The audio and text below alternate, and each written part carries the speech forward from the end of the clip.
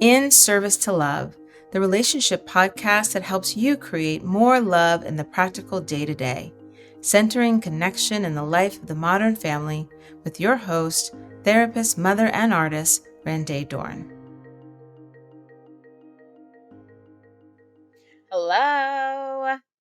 This is In Service to Love podcast, and I am your host, Randé Dorn. Welcome. This is the first podcast. Woo! This is me dancing if you're just listening and not watching. I'm flailing my hands and I move my body a lot. I move my hands a lot. So I'm interesting vocally and physically. I very expressive. Anyway, I'm so excited to start this process, to be here. I've been I've been nervously anticipating this day, the day of recording, but even before that, nervously anticipating the day when I would feel comfortable and confident enough to let myself be known and seen in this new way. A lot of what I will share here, and probably all the podcasts, however many they end up being, I share secretly with my clients and with friends and family. So it is it's really a big step for me to allow myself to be a little bit more known.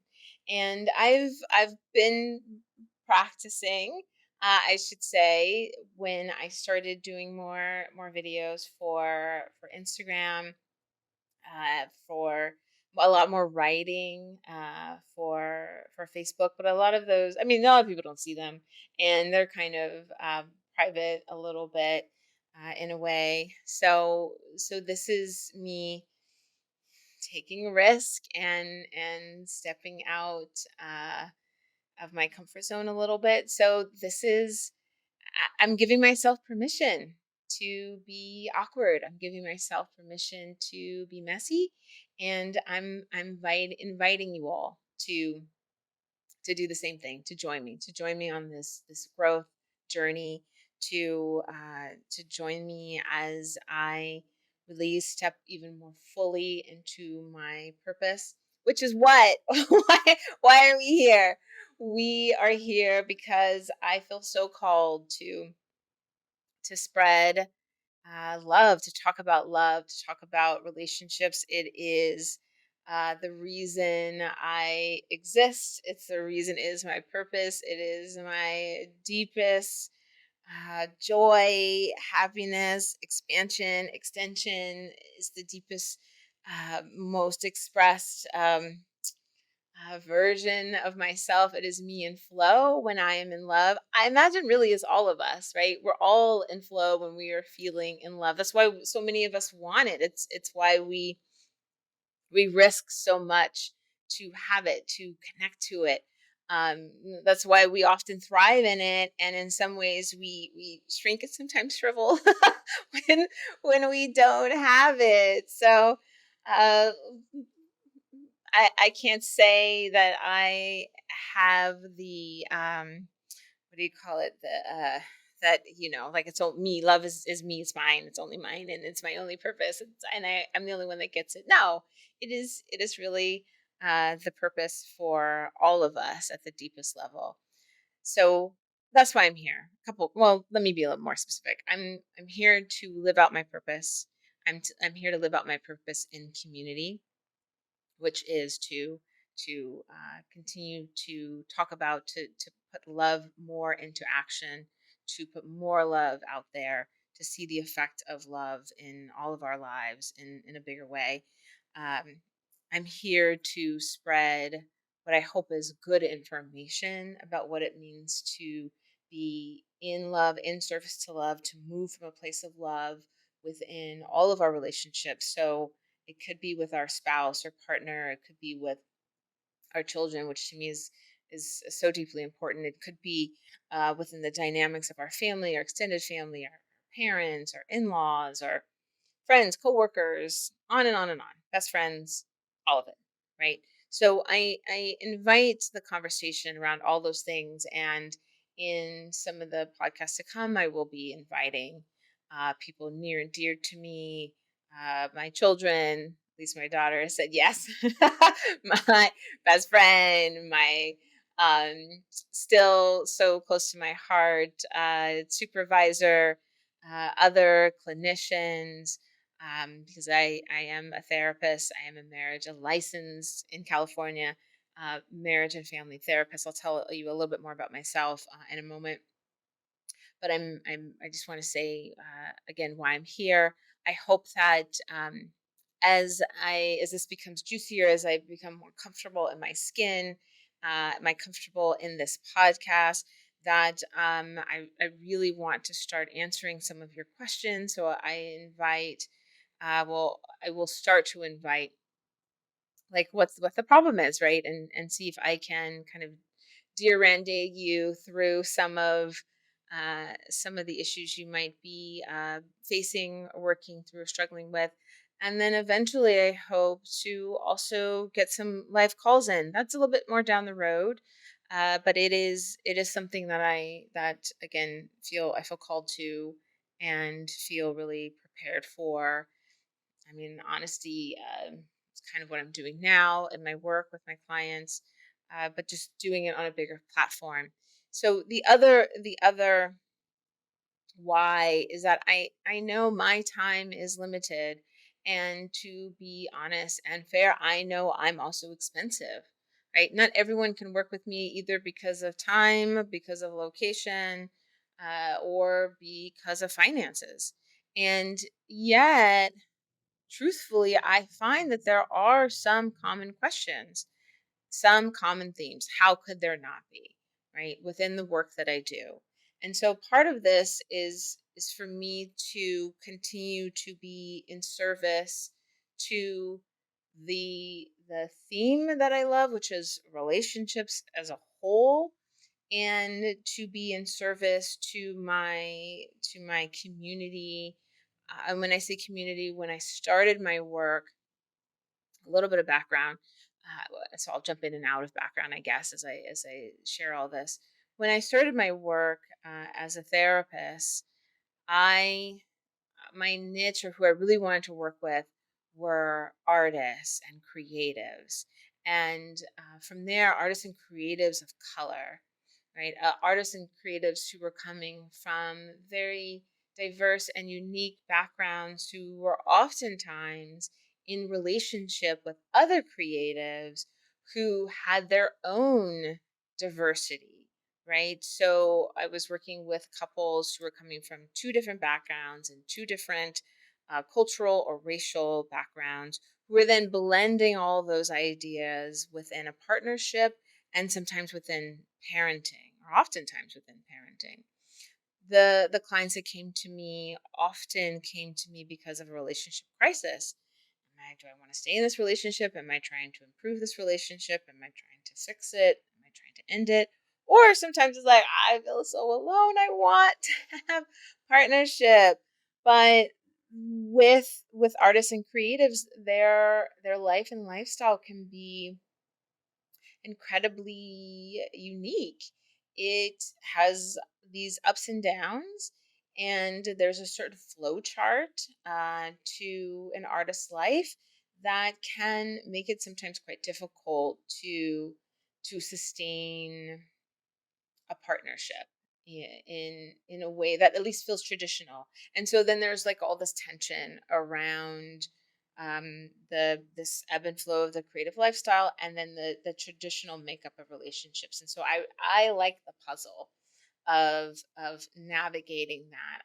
I liked helping creative clients be creative in their love life, and I wanted to do that work for two specific reasons. One, because um, I I love art. Making that face. I love art. I love all kinds of art. I lean towards dance. I have a dance background. I was a dancer, dance teacher, choreographer for almost 20 years. So I've lived in art, around art most of my life, really starting in college. I married an artist. He was initially in film for a very long time and wanted to be a DP. And because I was a broke choreographer who needed a lighting designer, he started doing lights for me. Right, he was very generous and was right off the bat incredibly talented. And so because the DP thing was a little rocky, and it was right at the time when film and digital were in this power struggle. And so I really encouraged him, not just me alone, but he started doing lighting for many of my friends who were also choreographers. And I encouraged him to go that direction because um, he had something really special. He had something really special, and still does. So he is now a lighting designer. He does a lot of mostly opera. Again, the talent has just continues to surpass um, in this world. Surpass what? I don't know. His talent continues to stretch and grow, and he's amazing. And a lot is happening in his life. And so all that to say that I have been immersed in the artist lifestyle, immersed in the artist relationship, creative artist relationship, most of my adult life.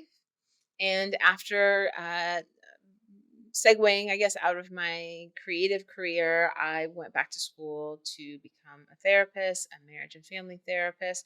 I want to tell you, as a choreographer, all of my work was about relationships. It was about the couple. It was about the monologue. It was about not being heard. It was about wanting to be seen. It was about the tenderness of love. It was about the behavior of love. It was about the visceral experience of love, in and out of love. And so, even as an artist, it's been studying something I've been studying for many, many, many years. And in the midst of that, I got what do you call it, like a minor in sociology. I, continued to read self help books. I grew up with Oprah's, Change Your Life TV, and took notes with my best friend and studied. And yeah, I honestly, this honestly has been a passion project of mine, trying to understand how people relate, trying to understand how love works, and how to make love sustainable, how to simplify it, how to connect with it, how to have it, especially when there can be some of us who grew up without it.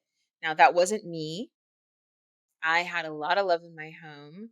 I had and have, sorry, three other siblings. I have two brothers and a sister. I also have siblings through my dad. And so in the household I grew up with, a single mom.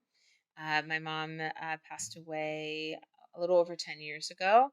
And so that'll come up in some of my stories that I share here. But I felt deeply, deeply loved by my mom, and my relationship with my dad was complicated. He did not grow up in the home with me.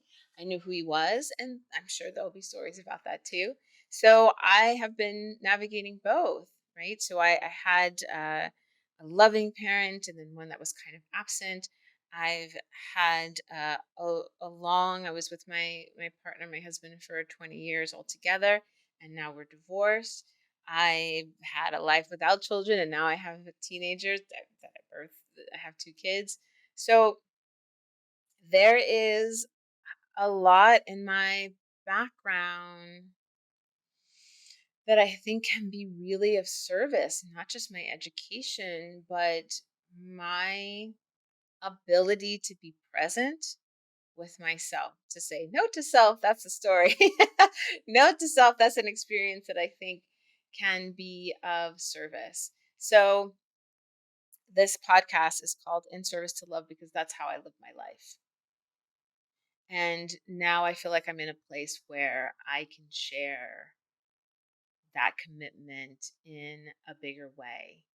And I want to do that with you. I want to do that in community. I I want to take all of the variety of pieces and diversity in my life and the diversity of my education around love, relationships, creativity, around being the roles of a parent, the role of a woman, the role of a sibling and a daughter, all the things, right? And I want to help kind of like open up, right? Open up all the nitty gritty stuff and expand all of us through these conversations to to allow more love in. We often are so busy doing and accomplishing, and we want more money, a better job, we want to have a bigger house and a better car, and we get all those things, and then we want the next level of all those things. I want a better looking partner and a taller partner and a sexier partner, and I get the one thing and then I ask for the next and get the one thing and I ask for the next, and sometimes it happens because we don't know how to be present with what is. We don't know how to be in relationship to what is. And so then we say, well, it must be the thing and not the relationship that is at issue. So if I get a new thing, then I can create a better relationship with that thing. And that's true. And what I'm here to also encourage you and work with is that it can also just be the relationship and not the thing. That sometimes we have the house and the car and the money because we're trying to attract and we're trying to impress. And why are we trying to attract and impress? Because ultimately what we deeply want is to feel loved. What we deeply want is to feel in connection. And so, for example, sometimes we'll do the big gesture, right? Like but I washed all your clothes this morning. Maybe that's not a big gesture, but it can be in someone's household. Right? I folded all your clothes and you didn't notice. And so it's like, well, why was that so important to you? Why did you need that to be noticed? Well, I was trying to show them that they were loved. It's like, okay, and do you think that they didn't feel loved in that moment? It's like, well, or cared for? It's like, well, yeah, I guess they felt loved or cared for. Okay, so why are you unsatisfied? What is it that's missing? It's like, okay, well then maybe wasn't just so that they felt loved and cared for. So what is it? It's like, well, I guess I did it because I wanted I wanted to be acknowledged for what I did. And so what would that acknowledgement look like? Well, I wanted them to say thank you. I wanted them to say, "Oh my gosh, I can't imagine, like I can't imagine that you did that for me. Like, wow, like you're so amazing. You're so wonderful. You're so beautiful. I love you so much." It's like, okay. So you spent like an hour and a half or 2 hours, let's say, folding all these clothes and making them so nice and putting them all away. And you did that so that someone could tell you how wonderful you are and how beautiful you are and how loved you are. And it's like, well, yes. It's like, well, then why wouldn't you just? I'm here to tell you, maybe put it this way. I'm here to tell you, save your 2 hours and then just go to that person and say, you know what I need today? I need for you to tell me that I'm beautiful. And I need for you to tell me that you love me. And then that person will tell me, well, I want them to just feel it. I won't feel the same if I tell them to do the thing. And it's like, okay, well, now you're not making sense because in some ways you're trying to manipulate them to do the thing. And so I'm giving you a direct route, right? Because instead, what you did is you created this whole mess. You did 2 hours of unnecessary work to try to get the experience of someone magically thinking that if laundry is done, then that person is beautiful and loved. And I must express that to them, right? I mean, like, how does that work? So you did all of this work and then you're disappointed and resentful because they didn't understand their role when you started this little dance. And instead, I'm telling you, just ask them for the thing that you want. How is that in some ways less genuine than you doing the laundry dance? So I'm just throwing that out there that I am here to help you to not only do the laundry, because that's necessary, that is love too, that is commitment, that is consistency in love, but also to cut out some of the busy work and the mess that we do, mess that we make, because in some ways we don't want to be vulnerable enough to say, I need this thing. I want to hear this from you. I want to feel love from you. I want to feel acceptance. I want reassurance. And I'm here to encourage you to just go for the reassurance. And then when you're reassured, when you feel love, when someone tells you because you asked, oh my God, of course I love you. I love you so much. You are so beautiful. I'm telling you, if you got that, you would probably do the laundry anyway, but from that place of generosity, from that place of love, from that place of wholeness. So then you don't need anything. Then the laundry is actually an expression of love as opposed to an expression of lack. You hear the difference, right? I think you get what I mean. And if not, that's why there's this podcast. That's why there's this podcast to help you and to help me. Because everything I'm sharing with you and everything I will share with you that I talk about are things that as a real person in this world, I am a authority and I will own that and I'll stand in my own power, but I'm not the only authority, right? This is also about you being an authority in your own life, right? This is about just knowing truly what you want. That example was about just getting right to the heart of what is it that you're really wanting in this experience, in this relationship right now. Well, I want reassurance. I want to feel like I'm loved. I want to be desired. I want someone to tell me that I'm beautiful. And you thought doing laundry was going to give you that? I'm here to say no. I'm here to say just ask for that,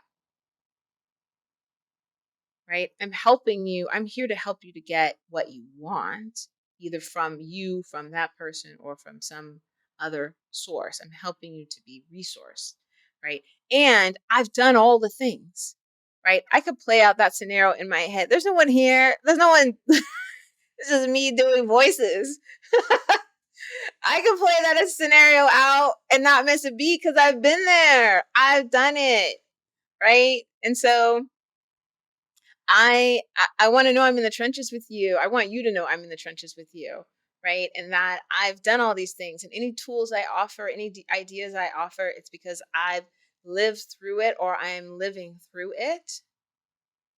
And I'm here to be a source of knowledge, a source of vulnerability, a source of laughter, a source of ease.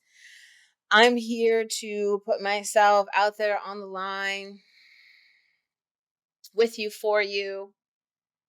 I'm here to love myself through this podcast. And I'm here to love you too through this podcast. And when we do that, right, the world is much better. I can't go wrong, right? I can't make mistakes. I mean, you know what I mean. Like, meaning there that love is always the answer, and it's always the place where I we all thrive. And so I can't go wrong because even if I make a mistake in love, there is what is in love when we make a mistake? It's grace and forgiveness. So, yes, sign me up. Sign me up, right? Sign me up to love that includes mistakes and grace and forgiveness, because I'll be talking about that often in much of this, right? And then the other part of all of this is you, the you that's showing up, the you that's doing this work, the you that's really listening. How do we listen to the deeper wisdom of ourselves? And the deeper wisdom is right behind that wall of connection to self. And again, through self love. And we'll talk about what that even looks like, what that means. Through that love, I then can connect through acceptance to everyone else. And I can connect to my higher sense, my higher self, my higher source. Um, I can connect to God if that is your belief system, and through that connection, I am one, right, with all of this, and I am in safety in all of this, right, and I am in contentment, and I am in joy, no matter whether there's chaos around me or not, right, and there's chaos everywhere, right? Uh, and the point of this is to not have chaos in my heart. So that's why I'm here. And that's why I'm doing this. And I'm sure there's more for me to say, but I'm going to stop there today. So, number two will come. I'll let you know at the beginning of number two what it's about. I think this second podcast will be about that connection to self and maybe what that self love looks like. I know I can tell you right away that the number three is about our sense of identity as a parent versus being a person. And again, it's a topic that I'm pretty passionate about because it has to do with parenting and has to do with raising and loving our children. I'm a huge believer in the family dynamic and the importance of that dynamic. And at the same time, it is one that is flexible, that can be created and can be creative and can move and flow with the people who are in it. Right. As I said, I had a family dynamic. I was married. I'm no longer married. I'm co parenting with my children's father, and he is in a partnership, a really beautiful partnership. So we have another person who is helping to parent and raise our children who is inviting and creating more love and more family for them. So family dynamics and the structures, I should say, can change and evolve. And if we continue to move from that place of deep love and regard, there's always a way through. So I will leave you with that. I'm so grateful that you were here. I'm so excited to grow this work, to grow what I learn through this work, to grow our community, our relationship, to grow this audience. I'm so excited to be of service in this new way. I just am thrilled. I'm whoop, whoop, as you can tell, and as I find myself in this, um, I'm grateful for all of you who will. I'm going to call on this already. Who are going to give me the grace as I explore and stretch and grow in this new role um, with you, for you, with me, and for me, and us. So I'm going to send big, big love to all of you who are joining. Please share, with others, because that's the point is to grow our community and to grow our understanding of what is possible through love and through connection. And I will see you on the next episode. All right, thanks. Bye. Thank you so much for listening. As always, please share, comment, and like so we can grow our community and bring more love to those you love. Great reviews mean a great deal to our work, so take a few minutes and write us a love letter today. Our hearts appreciate every word. Tune in next week for another episode.